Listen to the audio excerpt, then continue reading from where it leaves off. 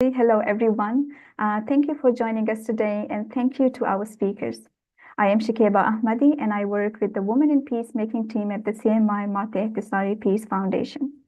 So we are an independent Finnish organization which works to prevent and resolve conflicts through dialogue and mediation.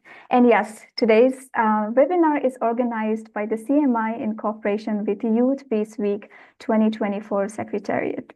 And on the practical side, I need to note a few points. Please note that this webinar is being recorded and streamed live on CMI's YouTube channel, and we encourage you to tweet and discuss the webinar actively on social media platforms if you can.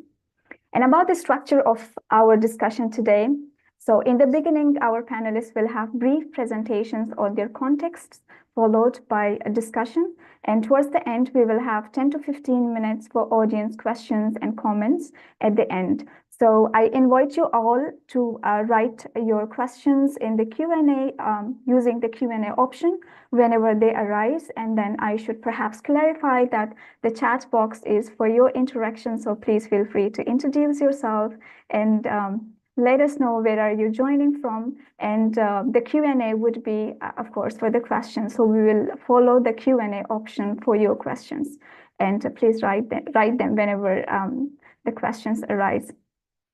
And about today's topic. So today's topic for discussion is how can youth resilience be a pathway for lasting peace? I would like to make 2 points here. First, in many conflict-affected contexts, youth have shown a remarkable capacity for adaptation and for advancing societal transformation. And they have been working to heal communal divisions, to build peace.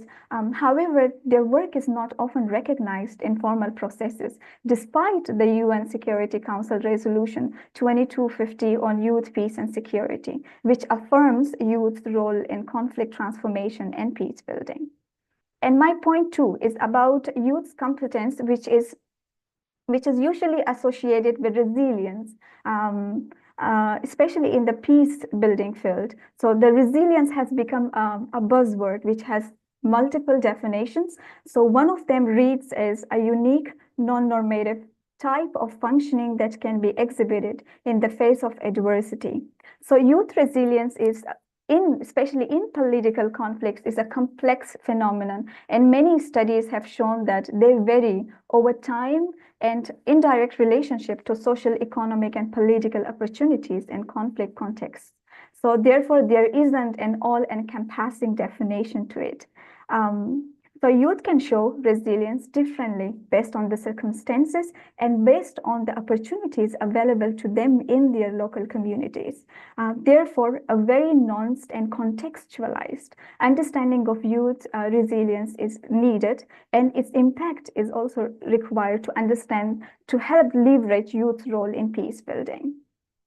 So in this panel, our panelists will unpack these 2 points further in reflection to different contexts and experiences of themselves. And of course, they'll talk more about youth's role in their communities, the challenges, the possibilities, and as well as the prospect of peace in their communities in consideration of the red line for peace in their communities.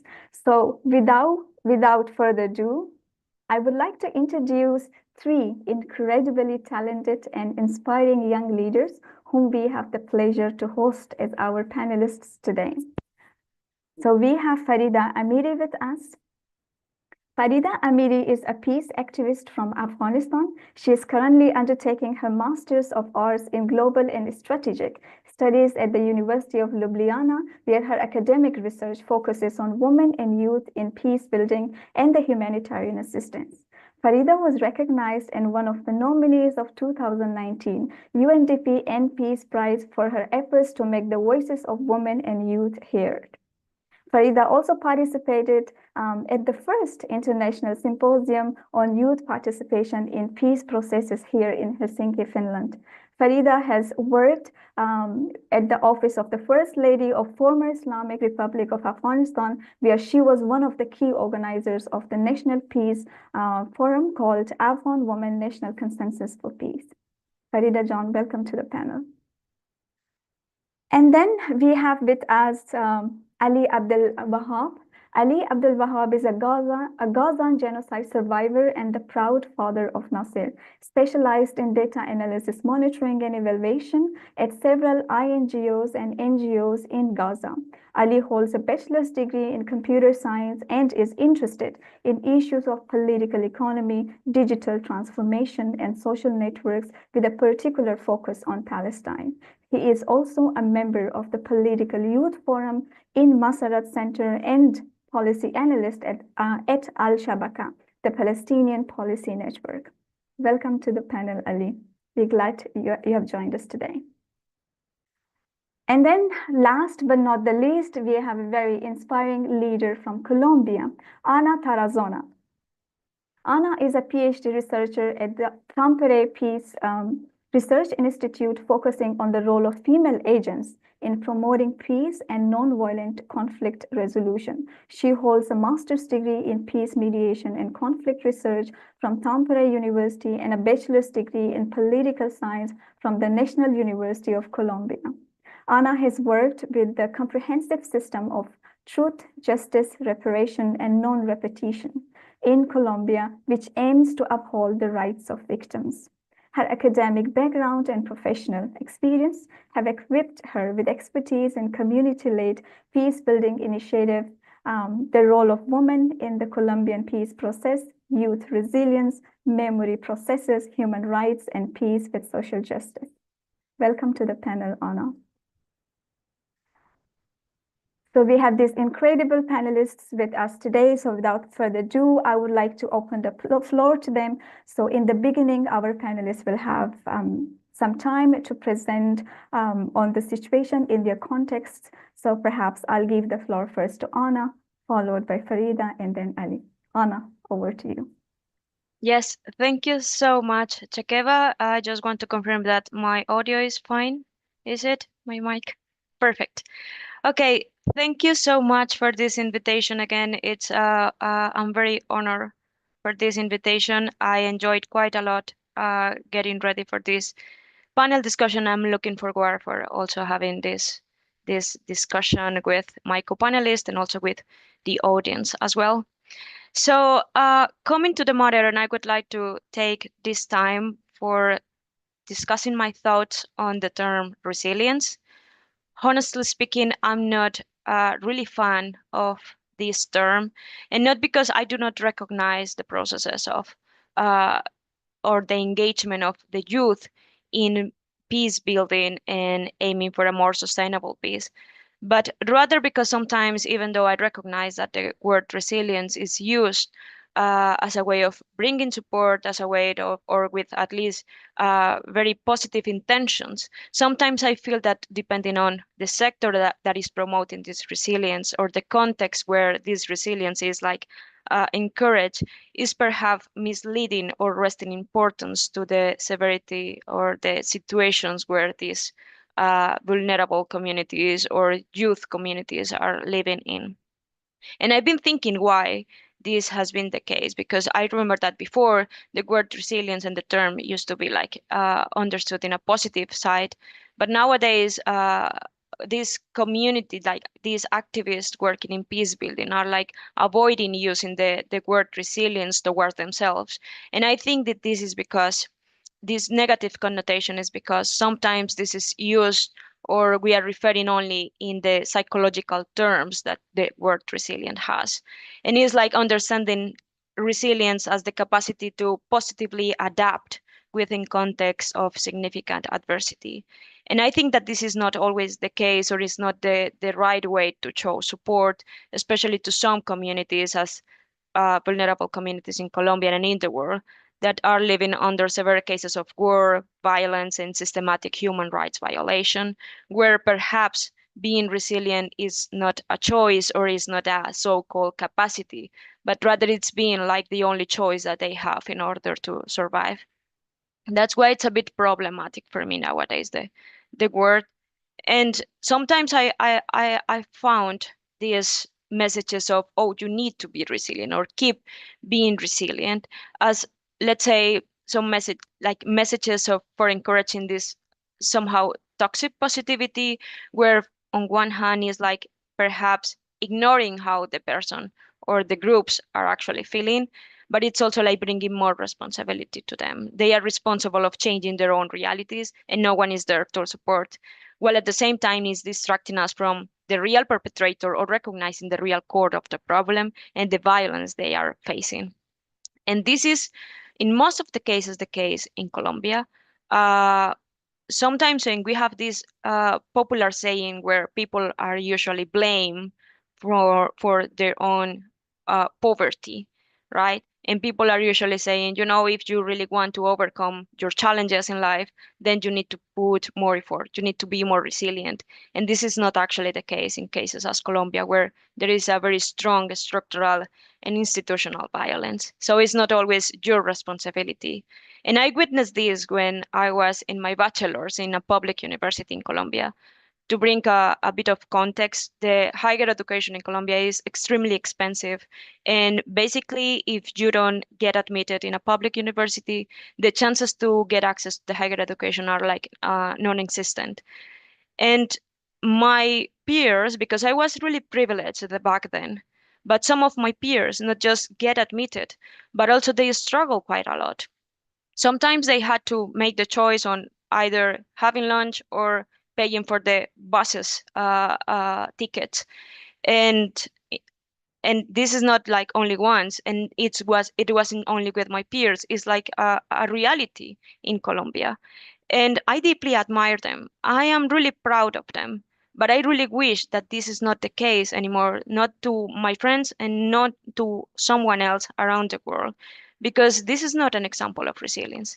And yet, some circles, some sectors in the Colombian society are using these examples, are normalizing these situations, are romanticizing even these situations as examples of resilience. You know, youth need to be resilient, like this type of resilience. And if you, for some reason, do not get admitted in the university, or you are not able to complete your studies because of this structural violence, then it is because perhaps you were not resilient enough, or you didn't put enough effort to this, not because there are some unequal opportunities. It's not because the state is reproducing these very unequal practices. So that idea of resilience that is very common nowadays in Colombia is the one that I don't want to reproduce here, let's say. And that's my call today. I have organized like my intervention here, not to banish or to uh, inviting you to do not use at all the word resilience, but perhaps being more aware when we use it, showing more empathy towards those that we deem as resilient. This was something that I recognized when working with women in Colombia, working in the peace building. Sometimes they are exhausted from being resilient. And perhaps saying like, yeah, keep being resilient is not the type of support that they are aiming to. It's perhaps a harmful form of tolerance because they don't want to adapt, and we shouldn't expect them to adapt to the context of violence. So today, if we are here either as panelists, organizers, audience, I'm sure that we are here because we do appreciate these initiatives, this engagement with the peace building. But my invitation is rather to start thinking about new ways of continue like motivating and encouraging and supporting these ways of promoting peace. Thank you so much, Anna. That's very thoughtful. Of course, we'll get there when we talk specifically about the understandings of resilience, and it's very well said that the connotation, I mean, especially in the peace field, is more of a positive, but then what it actually means on the ground for the people, and what is the line between resilience and coexistence, you know. So we will go there, of course, later and discuss this more into depth. But before moving to the next speaker, I would like to ask you if you can paint a picture of the current Colombian situation for our audiences. Like, what is the current situation like? I mean, this is a very common knowledge for all of us that Colombian peace agreement is the most comprehensive peace agreement yet in the world. But how is it on the ground, and how do you see Colombia? Is it a post-conflict society, or it's a conflict-affected society still? So your thoughts would be very, very useful. Thanks. Yeah, sure, sure. And this is a very important question because, as you said, the comprehensive system for peace is like very well known around the world. But this doesn't mean, unfortunately, that the peace has been achieved. It's a long pathway. I'm sure that this won't be able to be done within a couple of years, and communities are still working on that. Unfortunately, we have these structural problems also, like being a barrier for achieving peace. So it's already ongoing. Perhaps it hasn't been that successful as I would have liked, but it's of course like understandable because so many generations in Colombia have lived under these protracted conflict dynamics. But it takes time. It's been a long-term conflict, and it takes time. I'm sure that it takes time. But still, the conditions in the communities are not the best for promoting peace building. So that's like also the paradoxical situation in Colombia. Like, communities are really engaged with the peace building, but at the same time, there are local barriers and local actors aiming to or putting them as a target, as a military target, and the state is not supporting these processes neither. So it's a very complicated situation that for sure it needs like more support, international support and visibility. So much. That's very interesting. And now we will move on to Ali. Ali, could you share a little bit with our audiences how is the current situation in Palestine, and if any other information on the context that would be useful to set the scene? Thank you, Shabkiba. Thank you for having me. It's an interesting point, interesting topic that we shall talking about it. So the term of resilience, first and foremost, the term of resilience in Palestine have defined in several words, but the most common word we take it is sumud, if you heard it in any news or any blogs here and there. So the resilience in Palestine was funded and fighting for it and talking about it for a decade, for 75 years of the conflict. And so when you realize the people of us, Palestinian people, even the next generation from the 1848 and the next generation that have been come, they say they don't see the other world. They didn't see the other areas of the country, of our country, let's say. For example, the Gazians cannot visit the West Bank, and the same for the West Bank. And for example, if any of youth who trying to be dreamer or something like that, there is no an airport, there is no an crossing that we have the authority of it. So the resilience, it's like a daily basis in our days to make it.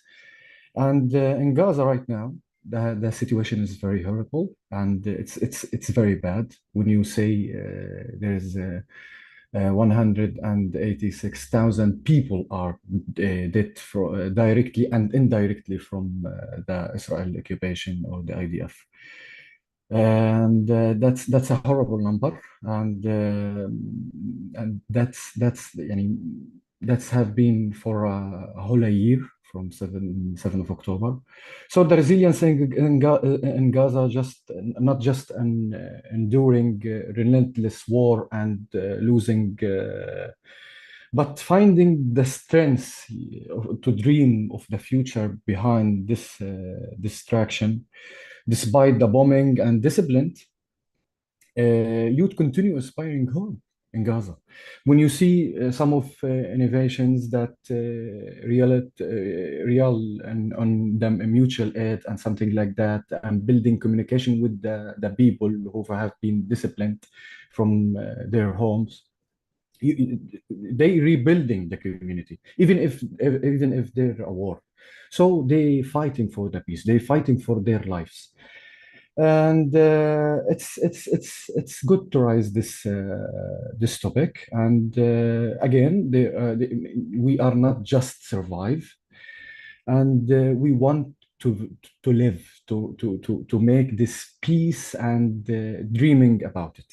So not as a father, not as a youth, not as a leadership, despite all the political issue in Palestine, but this war gives us the real meaning of the resilience, the real meaning of how we are making the good stories, and how to use the digital social media and something like that to enhance this peace building among all the international communities and between us, even when we have the not the right to communicate with each other, like West Bankers and the Gazians. So we will talk more further, Shakiba, on this, I believe. So again, thank you for having me, and it's good to be with some partners from Colombia and Afghanistan that have a lot of this issue, and we can know all the gap of all the issues in it, and we can improve and empower the peace building among these stories of us. Over to you. Thank you so much. I mean, it's an honor to have all of you in the panel today. So thank you. That's very useful information and very helpful to set the scene for this discussion. So I'll move on to Farida. Farida John, would you like to share some thoughts on the current context of Afghanistan?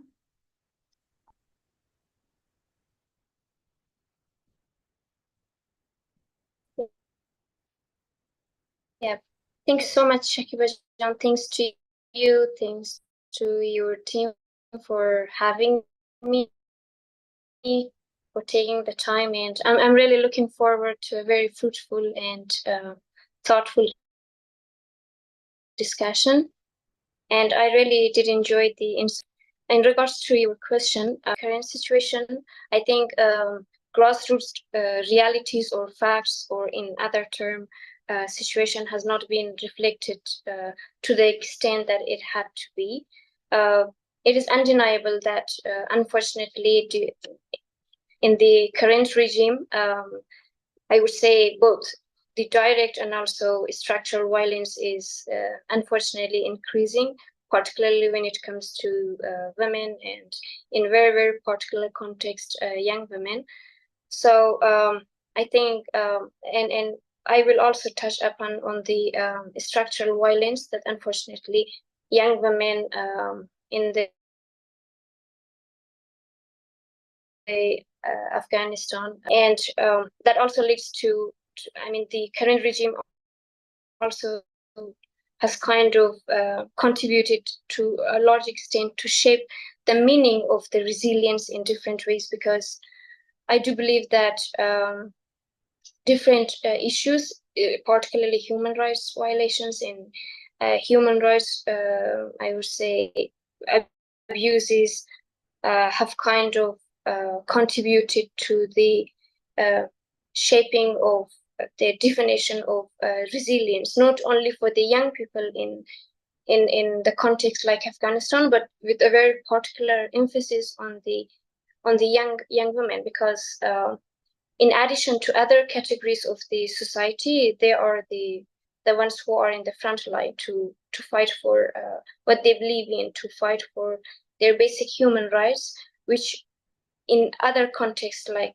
for example, other than context in Afghanistan, that is not that should not be considered as a privilege, but just as a basic human rights.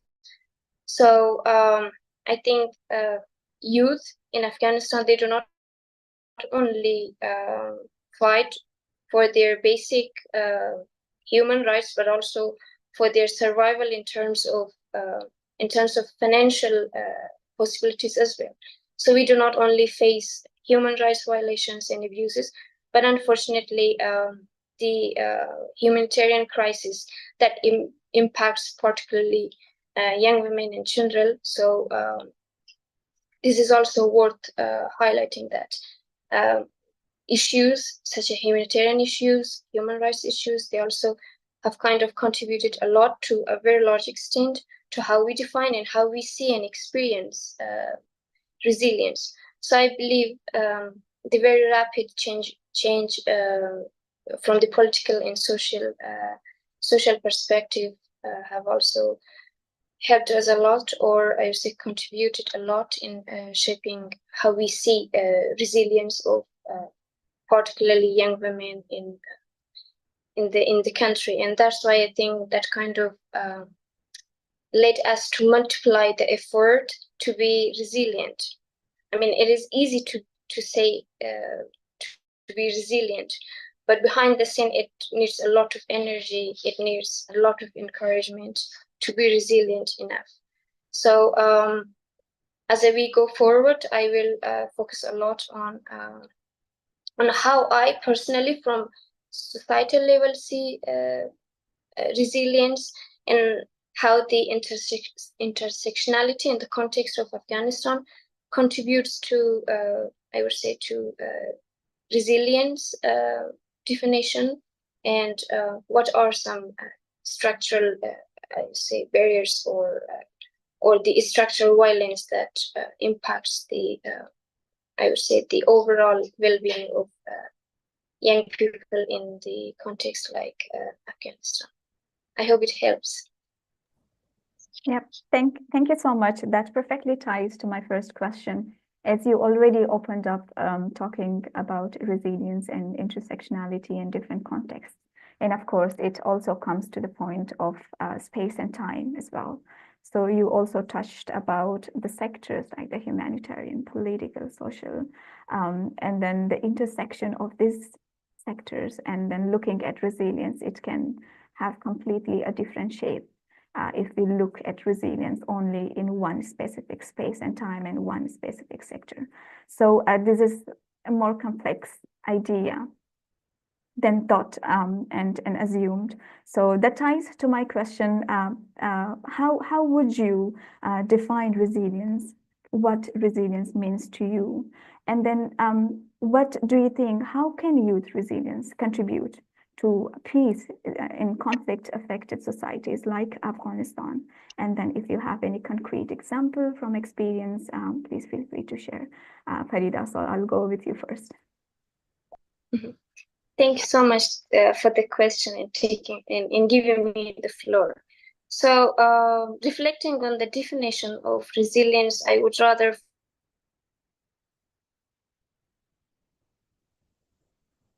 focus a lot from my personal experience and scholarly works to define resilience, but I do rather focus a lot from the very grassroots perspective. I think resilience is kind of more a process. It's a very long process to be patient enough to have the desiring result, I would say.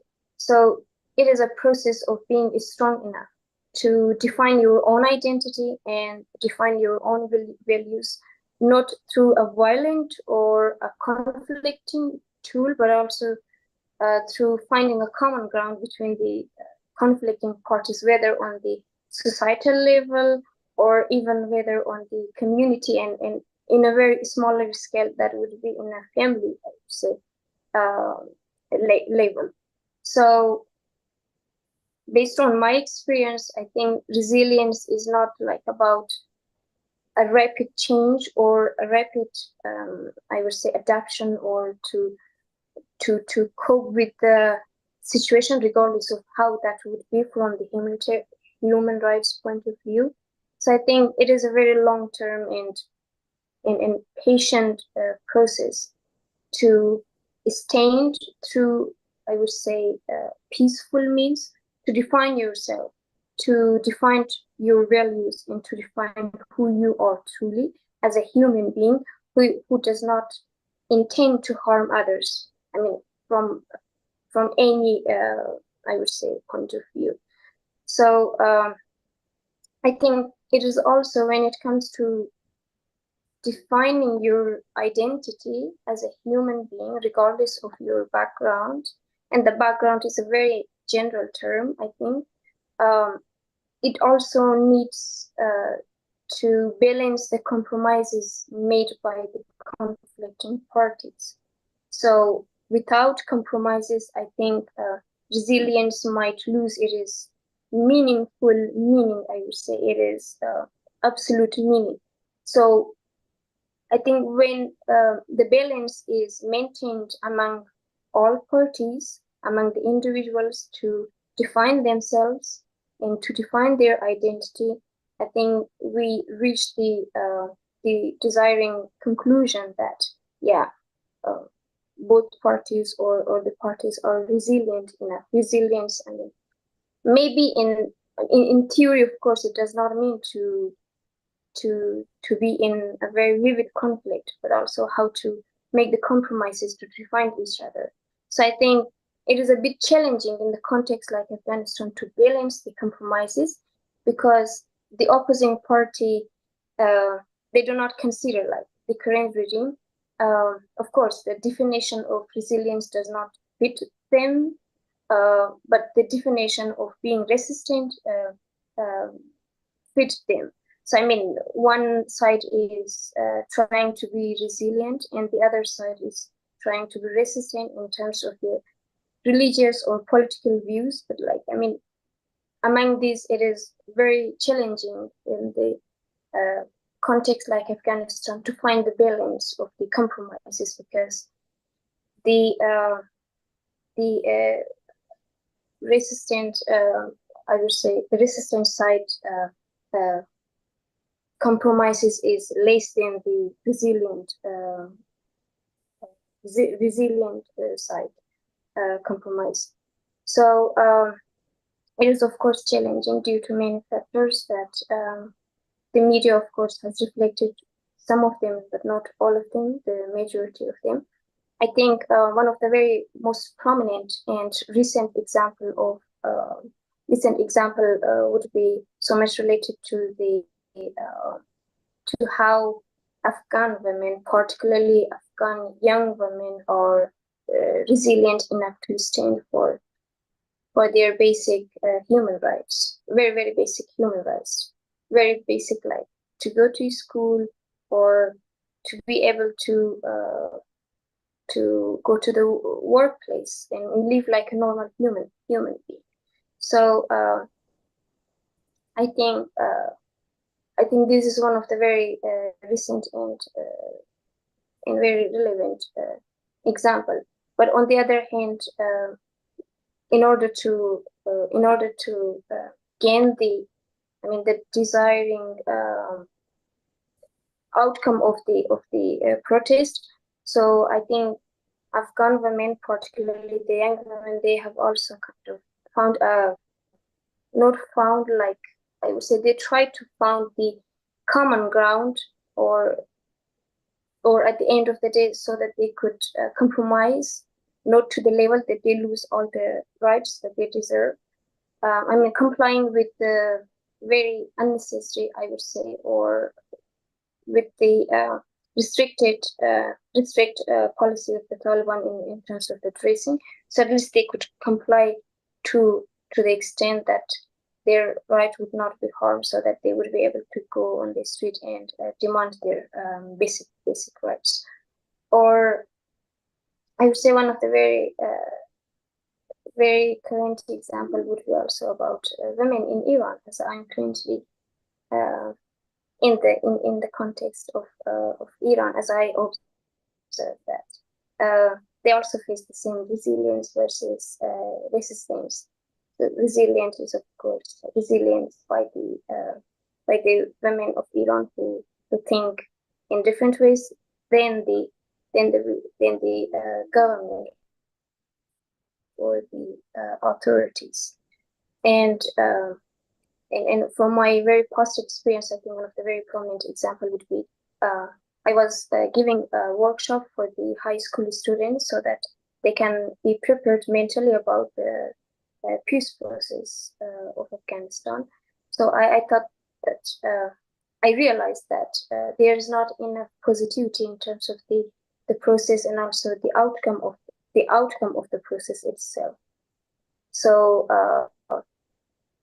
so it was my duty and also other peace builders' duty to be resilient enough to convince the others that it is beneficial for the process itself to be well aware of the process and the details going on during the process.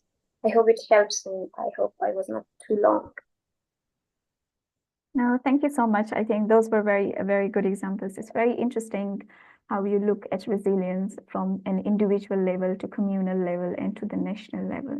And then few very important aspects come into the discussion is compromise, consensus, and resilience versus resistance. So it was very interesting to hear how resilience is seen inside Afghanistan, but perhaps resistance in Iran.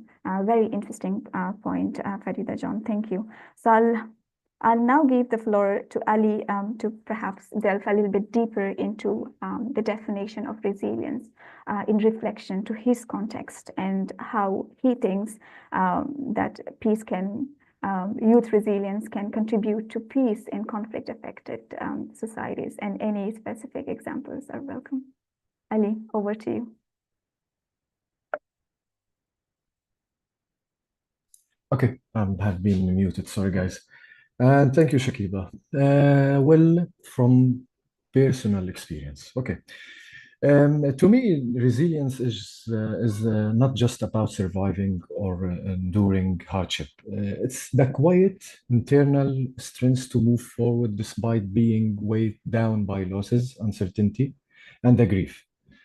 So it's about finding the courage to not just exist, but to continue hoping, dreaming, and building a future, even when everything around you seems broken. As a father, my personal experience of resilience is deeply interned with my role as a parent. I woke up every day, even in the most challenging time, with that choice to live fully for my son. It's not just about showing him survival, but teaching him that even in the darkest moment, we have the power to dream, to love, and to fight for something better. So one of the images that kept me going during the hardest days was of the thought of being there of my son, especially in the genocide days in the Gaza war. Watching him growing, guiding him throughout life, witnessing his first step in this world. That vision, that imaginary, even in the moment of displacement, helped me enduring the unimaginable. So over the 221 days in genocide in Gaza, when I was in Gaza, I was displaced for 5 times. I remember clearly the long hours of waiting, not knowing what the next day would bring. And one day, like many others, we queued for over 4 hours, I think, yeah, over 4 hours under the sun just to collect the water. And only to flee when a nearby bomb hit. All that waiting, all that hope evaporated in a second. This moment remind me how fragile the resilience can feel, actually. So the resilience for me was not just about surviving the bombing or waiting. It was finding moment of connections, even in devastations. So in Gaza, I see resilience everywhere. people who had lost everything still find ways to smile, to show kindness. I remember I met a father who had lost his family, yet greeted me with a warmth and a smile. His resilience, you just imagine, his resilience was not just in surviving, but in his ability to offer hope to others when he had every reason to withdraw from the world. That simple act of kindness left a deep impression on me, actually. So the resilience is rooted in the belief that even in the worst moment, there is a future worth starving for, a future worth fighting for. It's that will not just surviving, as I said, but to live for something more, for my son, for our families, for the generation to come, for the dream that peace one day will be more than just a hope. That's the resilience to define from the aspect of my experience personally. But the second part of the question, youth resilience is one of the most powerful forces for peace in the conflict affected societies like Palestine. Despite the faces overwhelming challenge, war, occupation, displacement, even political divisions, Palestinian youth have time and again shown their ability to rise, to contribute to peace building, and to lead the effort toward social cohesion. One way youth resilience shows itself is in our ability to act as a change agencies. And take the first Intifada, for example. Yeah, the first Intifada, الانتفاضة الأولى, for example, it was largely led by Palestinian youth who organized peaceful protests, strikes, and boycotts. They channeled their resilience into non-violence resistance. And today, young Palestinians continue to do the same, working within civil society organization, even social responsibilities like movement. That advocate for peace, justice, and social cohesion. The effort often go unrecognized, but these are critical in rebuilding in our communities, offering spaces for peace, education, and fostering mental health support. Another important way youth resilience contributes to peace is by reducing vulnerability to the radicalization.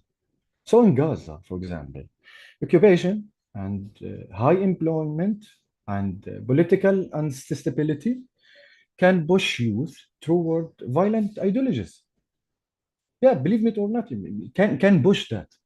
Yet, organizations like Palestinian Youth Movement give us the platform to express our thought about the peaceful meaning and something like that. This program empower youth to focus on leadership, education, and cultural exchange, rather than falling into despair or violence. So they offer us hoping, giving us a sense of agencies and purpose of our community. So youth resilience is also driving force in rebuilding social trust and cohesion. We must focus on that. And the occupation has frustrated Palestine society, creating deep division. But yet innovation like Sumud Freedom Camp built a peaceful resistance, bring youth together across political and regional lines. This program helped foster solidarity, trust, and most important, the belief that the unity is possible even in the face of overwhelming adversity. In Gaza, where the destruction has been relentless, youth resilience is the key to post-conflict recovery, to the after-day war. So many of us are actively involved in physical reconstruction and mental health support. And there is a group like We Are Not Numbers or Falastiniyat, allow us to share about our stories, to take a pride in our survival, and to rebuild our community's spirit. These initiatives not only help in immediate recovery, but empower us to envision a peaceful future and to take the ownership of that process.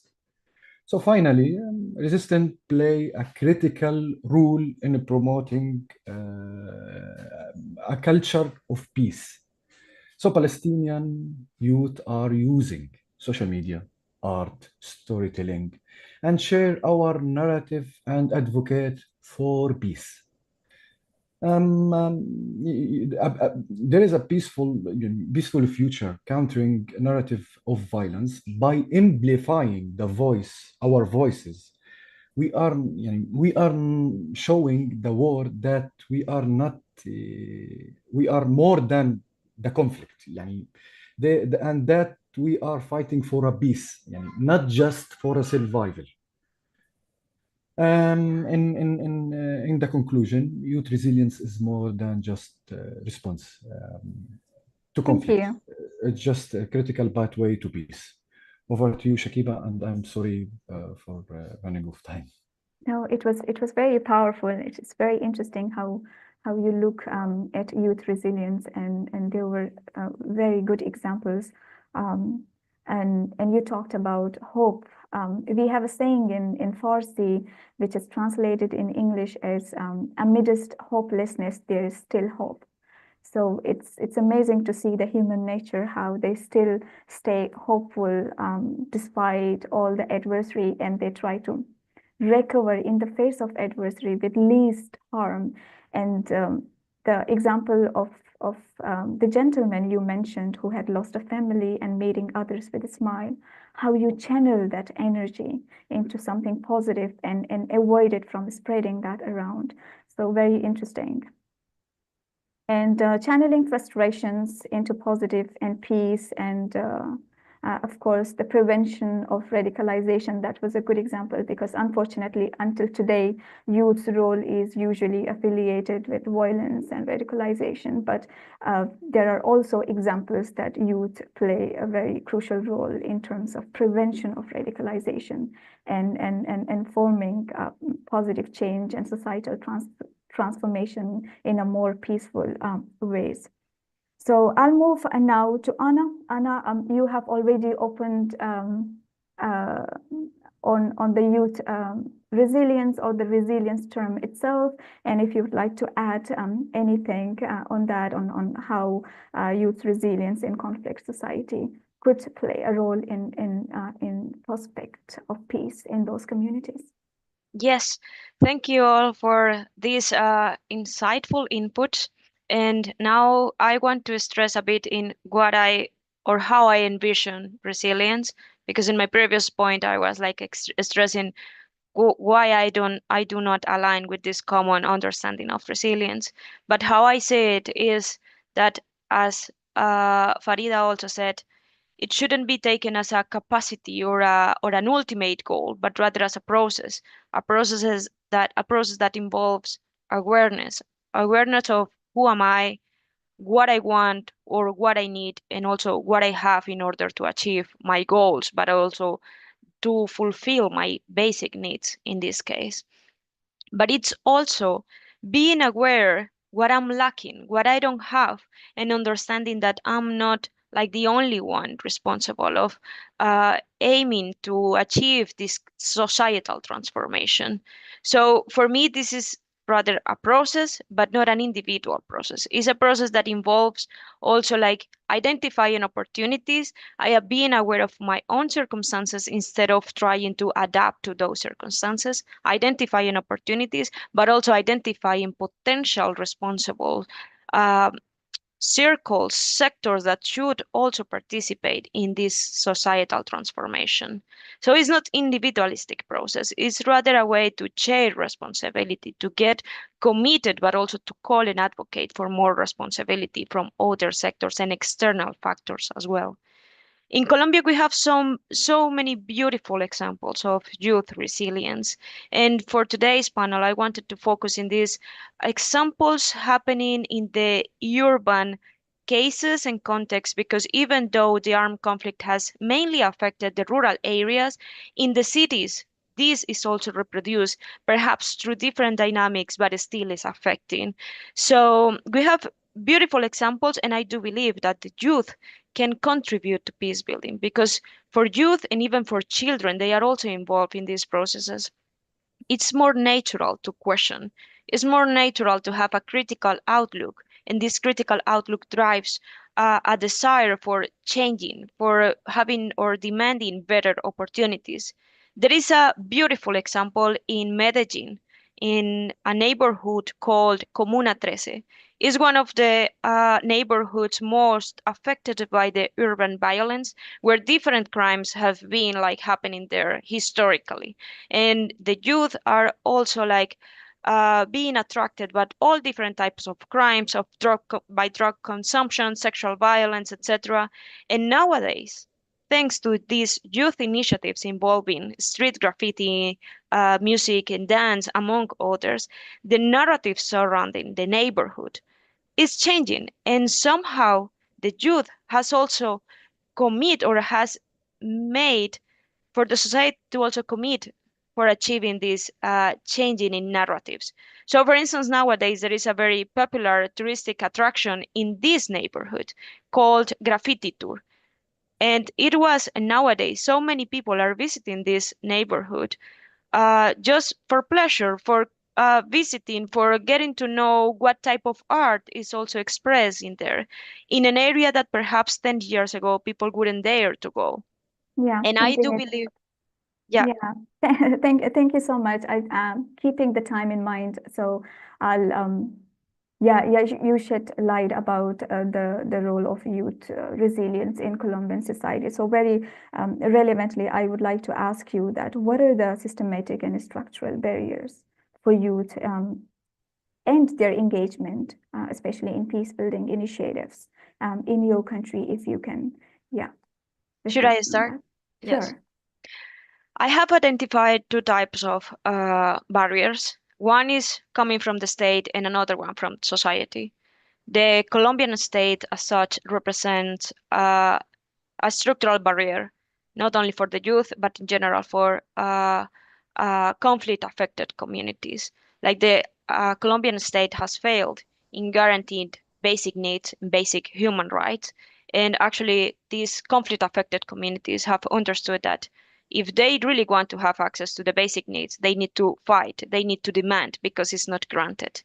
But yet, even when the state is very invisible in these aspects, it's very quick in bringing repression when these conflict affected communities are aiming to have their own initiatives for peace building. So this is a principal barrier. It's not just that the state fails in bringing the basic needs, but it's also like bringing their state apparatus to promote this repression towards communities. So this, for sure, is not suitable for promoting peace and for aiming to work in bringing a more sustainable peace in Colombia. And on the other hand, I have also recognized that society is also bringing the barriers for the youth, because especially these sectors that have had like more privilege uh, in their lives, they are usually more reluctant towards the youth. As we were saying here, youth are usually considered as a threat. You know, there are no expectations from them. And when we think about them, we are usually referring to them as a threat, as a danger, as they are threatening my own security, etc. And it's like this paradoxical understanding, like, yeah, you know, youth people should like promote and change society, blah, blah, blah. But please make sure to be quiet please make sure to do not demand that much, do not complain that much, because you are disturbing me. And this is very common nowadays in Colombian society. They call us, for instance, lazy. They call us the crystal generation, for instance, if we dare to demand. And we are usually considered also as a weaker generation than the older ones. And because we lack experience and because we are young, then our opinions are very frequently dismissed as invalid. And this is, of course, also another barrier towards youth resilience and promoting this type of engagement. Thank you very much. And now I'll move on to Farida, followed by Ali. If you want to add something on this, and I'll request you to keep it short. Yeah, sure. Thank you, Shakiba Jan. I do shed light from a very institutional level. I think in the context like Afghanistan, we lacked a very concrete system that defines the role of youth not only in the peace process but in different processes. So we kind of lacked a concrete system that could define our role or our participation and inclusion in different aspects of political forms. But unfortunately, okay, we did have like kind of symbolic, okay, as I mentioned earlier, that we did lack a concrete system that at the same time that also allowed a particular group of young people to be kind of symbolically be involved in different political levels. But unfortunately, unfortunately after the fall of the country, that symbolic, I would say, participation of young people kind of is still shrinking, because we now completely face the complete and absolute absence of a system. So the system has been replaced by a particular group of decision makers that completely deny the role of or the participation and inclusion of young people. And on the other hand, unfortunately, from the very societal level, we do have that mentality that your wisdom is judged by your age. The more age you have, the better, and the more wisdom you have. It is from, I would say, from the societal lens and perspective, that is also kind of in one or the other way has been influenced and shaped by the not system, but by the structures being designed on the upper level from the I would say from the political point of view, just discrimination, which has led to the discrimination that particularly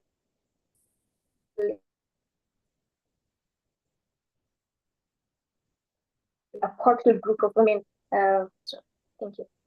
Yeah, thank you so much. And so I'll ask Ali if you have any final thoughts to add on this question, but I'm more interested to ask you the next question on the role of social media and digital facilities to support youth resilience as a pathway for peace in your country. Thank you, Shakiba. And about that question, let's move ahead. And I know the timing is not assistive us as well. But about the digital facilitation or the social media resilience pathway for peace, it's a critical topic, actually. In conflict-affected areas like Gaza, social media and digital tools have become indispensable for supporting youth resilience and creating pathways for peace. These platforms provide young people with the opportunity to express themselves, engaging politically, and build community, especially in a place where the traditional means of participation are often blocked. Let's start off how social media amplify political expression and mobilization. For many young people in Gaza, digital platforms are their main outlet to the voice of the voice of hopes. Take the movement like the Great March of Return or We Want to Live. Both were largely organized through social media. This platform gives youth to space to raise awareness about this issue like leadership division, economic hardship, and the right of return, while engaging a global audience. And behind local movement, social media has empowered Palestinian youth to take a part in global campaigns like BDS movement, and which has a spirit internationally. Um, digital activism, this young people find sense of agents despite the harsh realities of blockade and political operations. Their voice recent far behind Gaza, offering a powerful example of resilience. So, but it does not stop there. Social media has also play a key role strengthening social cohesion and helping youth overcome political fragmentation. The divide between Gaza and West Bank is significant, but the platform like Facebook and X, Twitter, have bridging that gap. So we have seen during the event like Sheikh Jarrah movement, where evacuations in East Jerusalem sparkle widespread outrage. Young people used this platform to real support transcending the physical and the political divisions that fragment our society. So it creates a shared space for the dialogue and solidarity, which is crucial for resilience and peace building. And even a group like Al-Habd Electronic Army, which is organized digital resistance, have used this platform to fight media misrepresentation and unite Palestinian youth in a common case. Another important aspect is the digital skills and empowerment that come from using these tools. Many youth in Gaza developed impressive skill in content creation, social media strategy, and online organization. This digital skill are not means of political engagement, but also offering a way of constant emphasis by occupation. Innovation like Al-Ihsan campaign, which use social media to promote kindness and mutual aid, show how this skill can be applied to support local relief efforts. Yeah, indeed. Empowering youth That's- in this way, building both psychosocial and emotional resilience. In conclusion, social media and digital tools are not just outlet for self-expression. They are essential pathway for peace. They foster political participation, build social cohesion, and providing emotional support. So I think for Palestinian youth and Gaza and beyond, this tool have become virtual and in their ongoing struggle for justice, dignity, and turning personal resilience into collective effort for just and more peaceful future. Sure. That's very good to hear that how the digital facilities and social media is utilized in the context of Gaza and Palestine. But perhaps it's also important to acknowledge that the digital technologies do have their shortcomings. For instance, misinformation is one of them. So perhaps I'll ask Farida John to shed light on that a little bit. Yes, Farida, over to you. Thank you. Although Ali has shed light on the positive side of social media, but I won't be so as positive as Ali in regards to the role of social media. I think regardless of how well it has been used by a particular group of people for different causes, but I think it has also led different societies, including Afghan society, to be polarized on the basis of ethnicity or ethno-religious, I would say, beliefs and views. So I think in such a context, that also has kind of paved the way for the polarization, unfortunately, among the particularly young people, not only the people like in particular context inside the country, but I think it also has played a vital role in kind of paving the way, not to large extent, but to some extent, division and polarization, particularly among the Afghan diaspora as well. So I'm not as positive as Ali was about the role of social media. So my very concrete viewpoint is that due to many factors, disinformation or the influence of the current regime on the media, or the censorship that they do have on the content being shared on the particularly social media, has particularly led on the division of or polarization of people on the basis of different things, including ethno-religious beliefs. Yeah, thank you so much. And of course, I mean, social media and digital technologies, they make work very easy, and there are a lot of positivities. But yeah, it's also important to acknowledge that there are some shortcomings indeed. So I'll move towards the last question of the panel, and I would like to request my panelists to keep it short to 1 to 2 minutes. So we have been talking the youth resilience more from the local and communal level. So I would like to move a little bit further to the international level, and I would like to seek your recommendations to the international and especially peace community concerning fostering youth resilience for sustainable peace.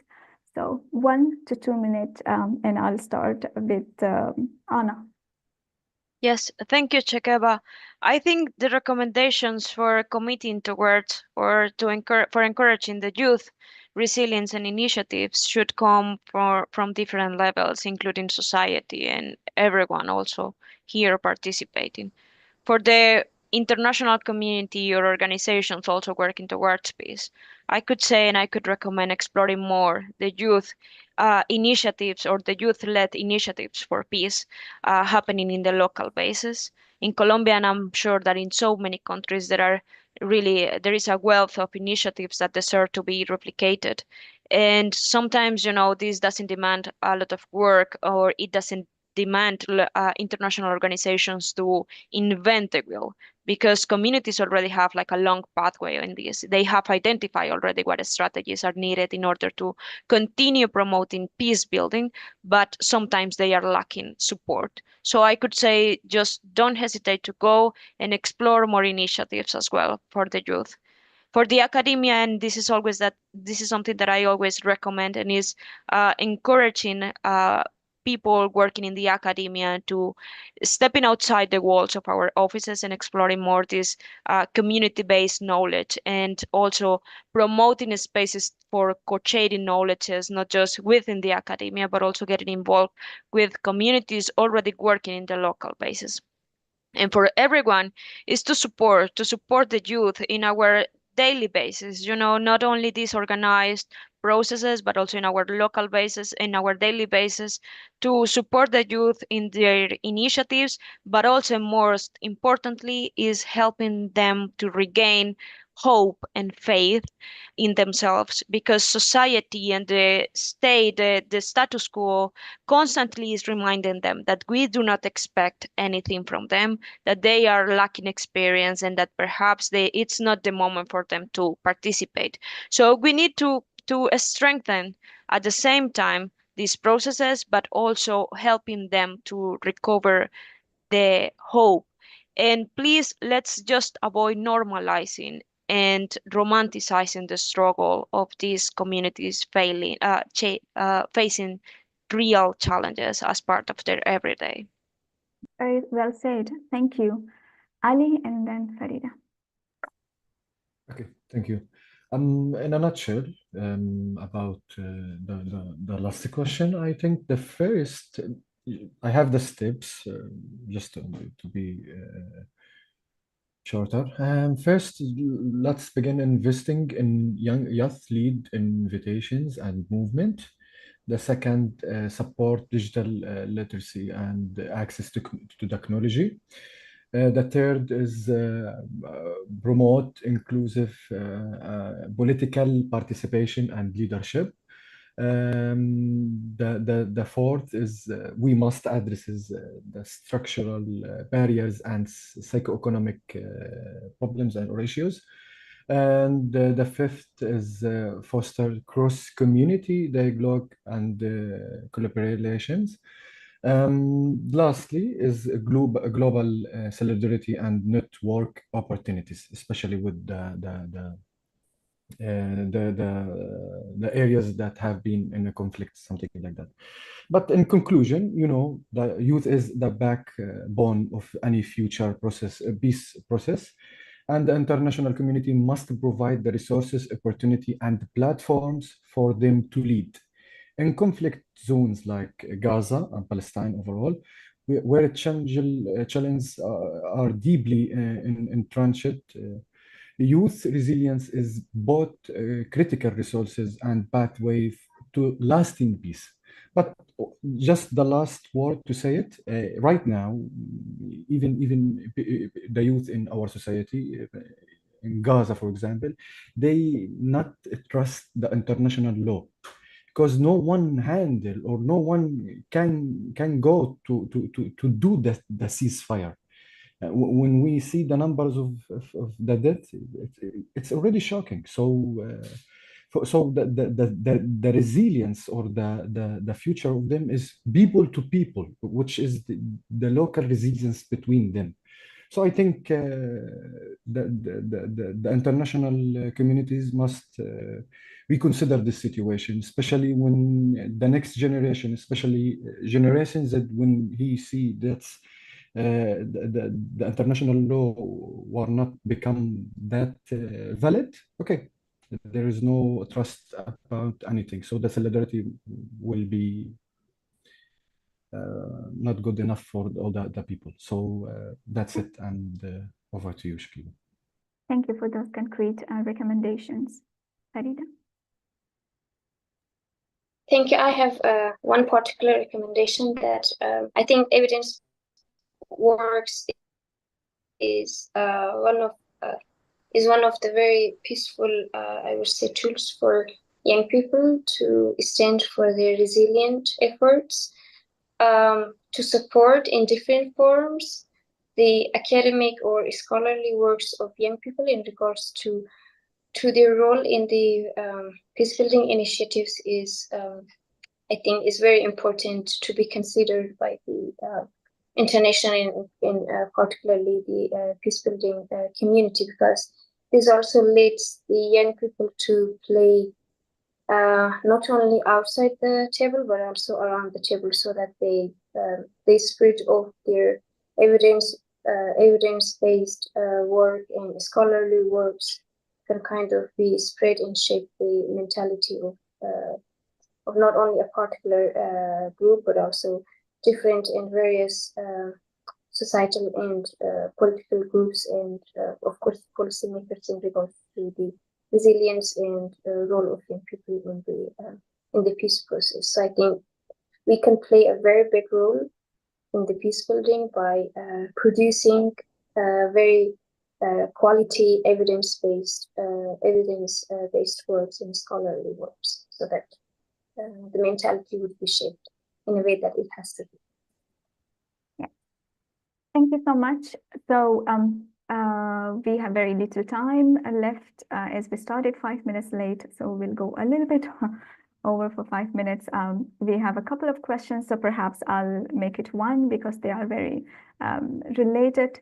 One asks about how do you keep the hope alive, especially in hopelessness, but the other, as we discussed about the definition of resilience, Nadia is saying that this should be tailored to the context, and the question is how can we find pathways to build or maintain peace in environments like Afghanistan or Gaza, where people are really struggling for their basic needs.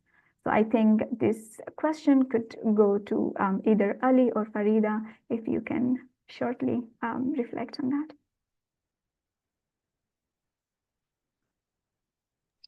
I would give the floor to Ali so that he would reflect. Come on, go ahead, Farida. If you can. You first and then a second. If you want. Thank you. Yeah, I think from my personal experience, finding always the alternative, not giving up. I mean, not giving up is not the solution, but to finding an alternative so that the compromises should be balanced. As I gave a concrete example of resilience of Afghan young women. So I think some alternatives are still in the place in the context like Afghanistan, seeking the education opportunities beyond the schools for Afghan girls. I think that also kind of bring a little bit of hope for themselves. Seeking always the alternative way can result in having a bit of hope, I would say. Thank you. Can I? Okay. Just in a nutshell, about this question, I think we must know the context of Palestine environment.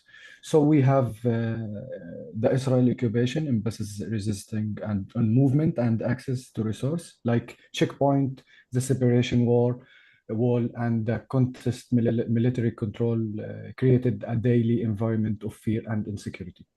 And in Gaza, it's even more extreme. You know, the blockade left the youth without essential services, like basic things like electricity, clean water, or healthcare. So even on top of this, the socioeconomic marginalization is another massive hurdle.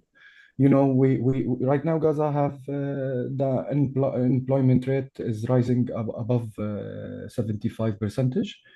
Before the war was 16. So it's hard to prioritize peace building when you are struggling to survive day by day. So unfortunately, the reliance on international aid does not always help. I think donor program, while well intended, often does not addresses the root of the root causes of the conflict, and they can even end up limited the scope of youth leader efforts. Yeah, thank you so much. I think that's very, very well said. We at the CMI believe that all conflicts are resolvable, and should there be political will, there is a remedy and solution.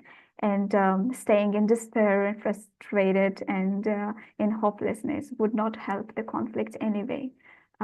So thank you so much for everyone who have been there. Thank you to our wonderful panelists, and a special thanks to my colleague Kim, who has made it technically possible for all of us today to meet here and to discuss the topic. Have a wonderful weekend ahead. Thank you and bye-bye. Thank you, everyone. Thank you. Thank you. Thank you, everyone. Thank you.